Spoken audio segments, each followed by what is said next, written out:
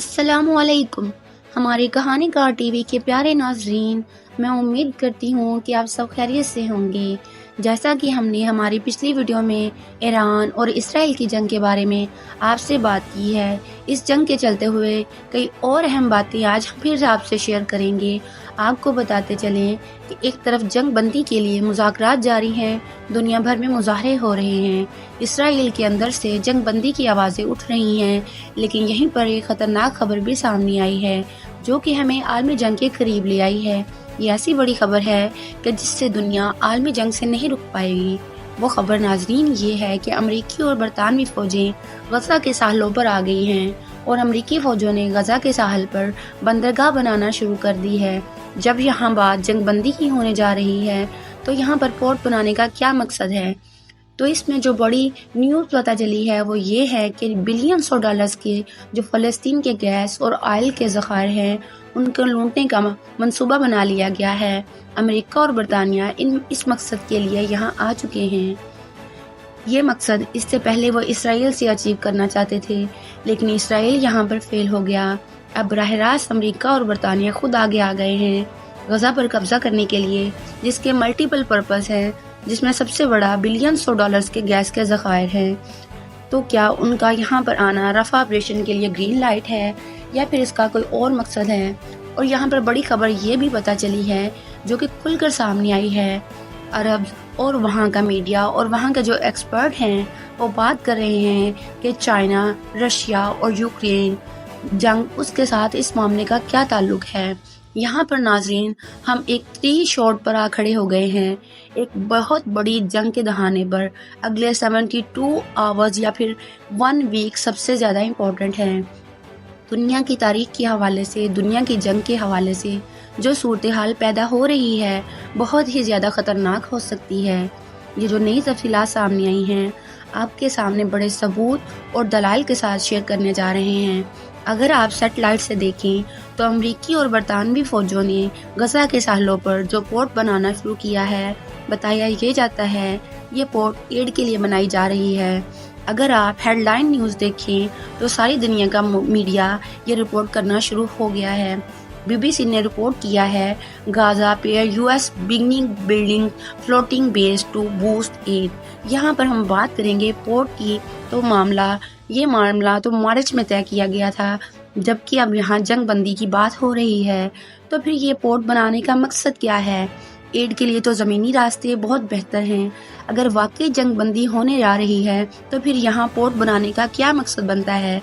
मतलब कि फ़ौजों का आना तो इसी बात का इशारा दे रहा है कि जंग बंदी नहीं हो रही। दूसरी के इनके पास इसराइल और मिस्र की पोर्ट्स तो मौजूद हैं, तो आप समंदर के ज़रिए अपनी एड यहाँ लेकर आएँ। इसराइल की बंदरगाह पर ट्रकों के ज़रिए गज़ा का 20 से 25 किलोमीटर का फासला बनता है। यहाँ पर बहुत ही अहम बात देखेंगे कि ये जो भी एड यहाँ लेके आएंगे वो पहले इसराइल पोर्ट पर चेक होगी और वहाँ से अप्रूव होगी तो वो गज़ा जाएंगी। यहाँ पर ये बात समझने वाली है कि फिर इनका क्या मकसद है। इनका मकसद सीधा और साफ है कि जंग बंदी नहीं हो रही, इनका प्लान कुछ और है। अगर ये फ़ौजी एड के लिए यहाँ आई हैं तो फ़लस्तीन की तंजीमें इसकी मुखालफत क्यों कर रही हैं? वो वार्निंग क्यों दे रही हैं कि यहाँ पर कोई ना आए साहिल पर और लैंड के ऊपर? वो कह रही हैं कि ये एड के नाम पर धोखा है, अब हम धोखे में नहीं आएंगे। असल हक़ाइक़ जो सामने आए हैं वो ये हैं कि गज़ा के साहिलों पर कीमती तरीन ज़ख़ीरा है। वो ऐसा कीमती ज़ख़ीरा है जो कि सुपर पावर्स में लड़ाई चल रही है उसमें से एक को फातिहा बनाया जा सकता है, जैसे कि Russia, China, America, western powers. इनकी जो लड़ाई चल रही है इसमें एक ग्रुप को वाजिया विन करवा सकता है।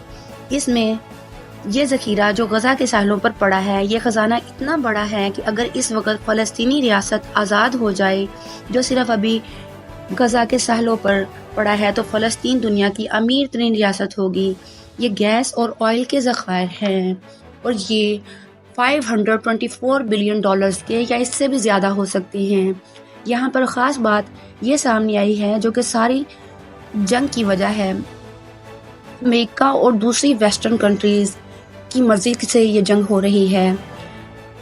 2023 में अमेरिका फ़लस्तीन से गज़ा के इस ज़ख़ीरा के बारे में बार्गिंग कर रहा था तो हमास का अटैक हुआ تو ان کو موقع مل گیا، غزہ پر قبضہ کرنا ان کا ایک پلان تھا، تو وہ کام کر گیا۔